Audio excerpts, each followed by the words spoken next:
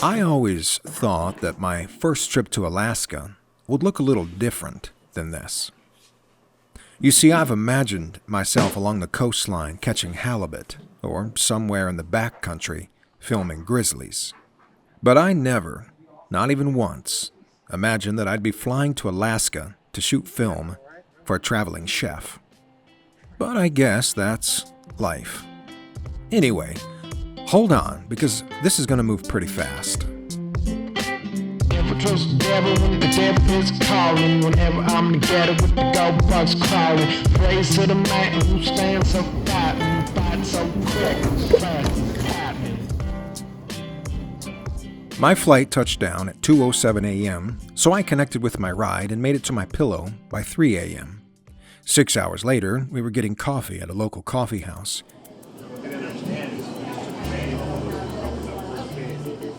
My assignment was pretty simple. I was to follow a gal named Liz. Liz was a top 10 contestant on MasterChef Taste of America, and she's a rising star in the Greatland, an upcoming celebrity with the pizzazz and charisma to get the job done. If I ever start mushing dogs, remind me to come back and get this hat, okay? Anyway, Liz was my assignment. Not exactly a halibut or a grizzly, but still a pretty interesting gig. Our first event was a local cooking class. Standard stuff, really. A trip to the co-op for supplies, a van ride to pick up kids, ham bone soup. If you could only smell that, it smells amazing. And a taste of the local community where Liz gets most of her support. What are the three, we talked about this 3 weeks ago, what are the three most important ingredients in a soup? But jet lag hits pretty hard, so bedtime came early, and the following morning, even earlier. It's about 6 a.m. here in Fairbanks, Alaska. It's a little overcast, and it's around 24 degrees, which isn't bad. I'm waiting to be picked up this morning. We are headed to Anchorage for a business conference.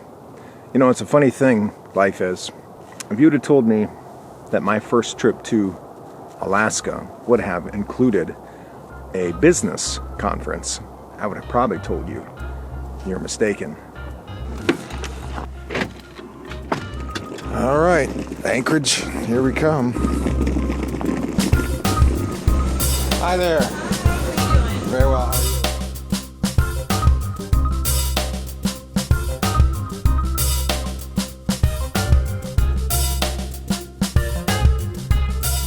Now, you might be thinking that it seems a little secondhand to be a camera guy, getting all the perks off of somebody else's merit, but it's really not all that bad.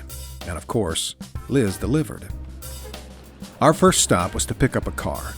Then we connected with some local artists. Now I get to pick some cool musicians to come in, and we get to film it and promote the musicians and then promote the artists. We rounded off the day with a cooking event at a place called The Bridge, where I spent the evening dodging in and out of a crowd of professionals and slipping outside at every opportunity to see the real locals.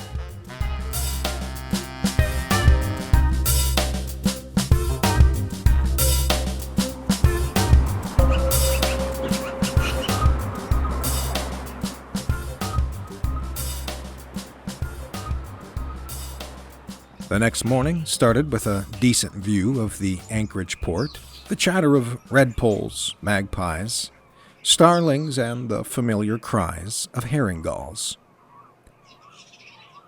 Nevertheless, quiet time over and the morning behind us, it's back to the conference center.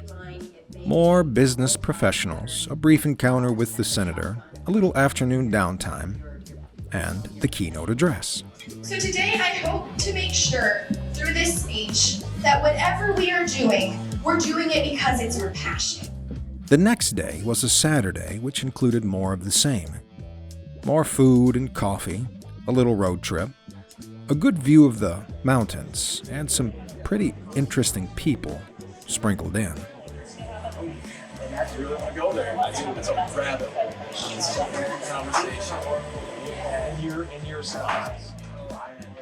All in all, it was a good weekend. It was a good learning experience for me. But by the time it was over, well, I was ready for some time alone. If you know me, you already know that I'm a country boy. I need trees, uncluttered spaces. I need birds and wild animals. So that's what I found. I headed over to Kramer's Field for birds and the Large Animal Research Station for animals. On Monday morning, I took a walk through downtown Fairbanks.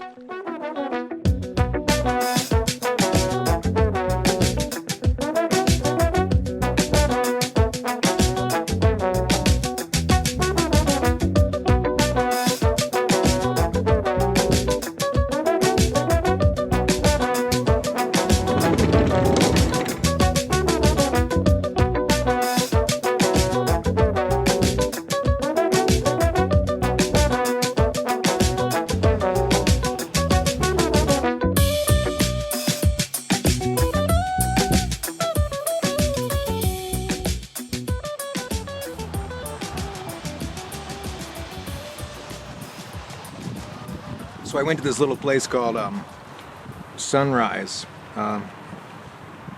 Bagel and Espresso, and I got some fancy, flavory, fruity, nutty coffee drink that I have no idea what I'm drinking, but it's pretty darn good. My last day in town included a drive out to meet up with a local musher. This afternoon I'll be boarding a flight, and I'll be pointed south. First stop, Seattle, Dallas, and then on to Birmingham. It's gonna feel a whole lot different getting off that plane at Birmingham. For the moment though, I am still in Alaska, and I'm headed out to meet a dog musher. And this ought to be good.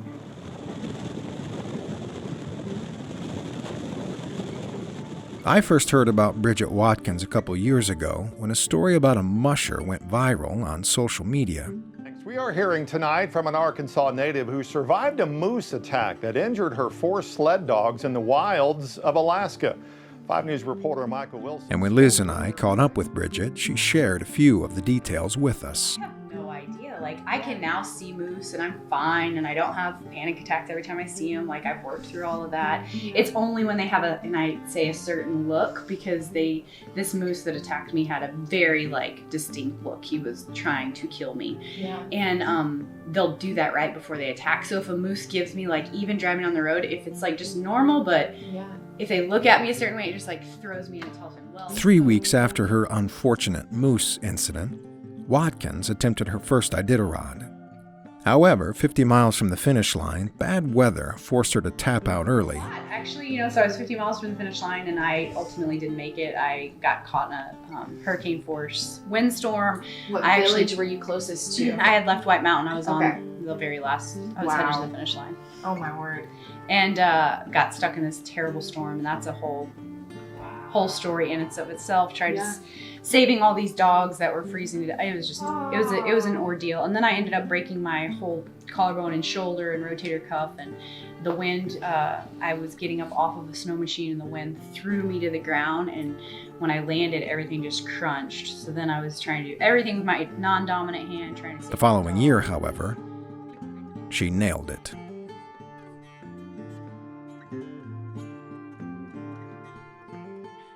One thing I quickly noticed about Bridget Watkins is that she's tough.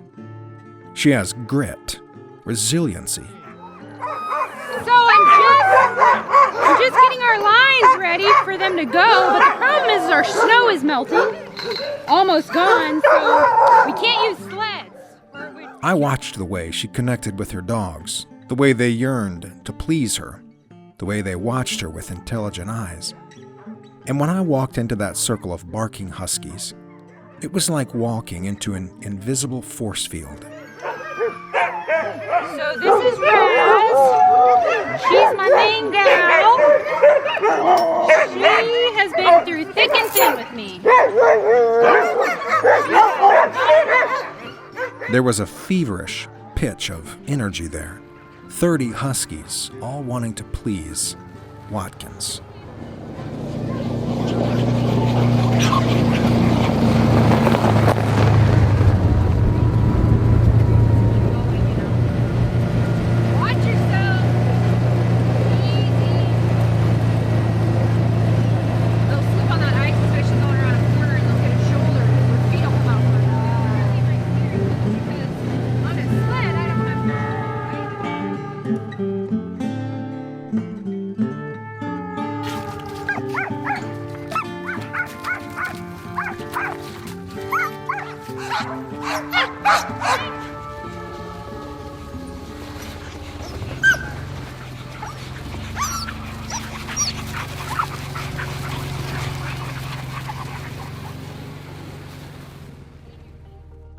Finally, I saved this for the last because, honestly, it's my personal favorite. I saw moose.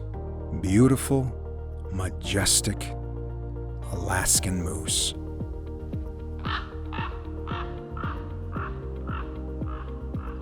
But here we are, headed back to the American South. And now I've got a decision to make. I never did see those grizzlies. I never caught my halibut either. Truth is, there's a whole bunch of the Greatland that I never even seen. And now I feel a little bit like the proverbial kid in the candy store. I tasted it, and I think I liked the taste. I think I might have to go back up and taste a little more. But for now, I'll leave you with this. As always, thanks for the company.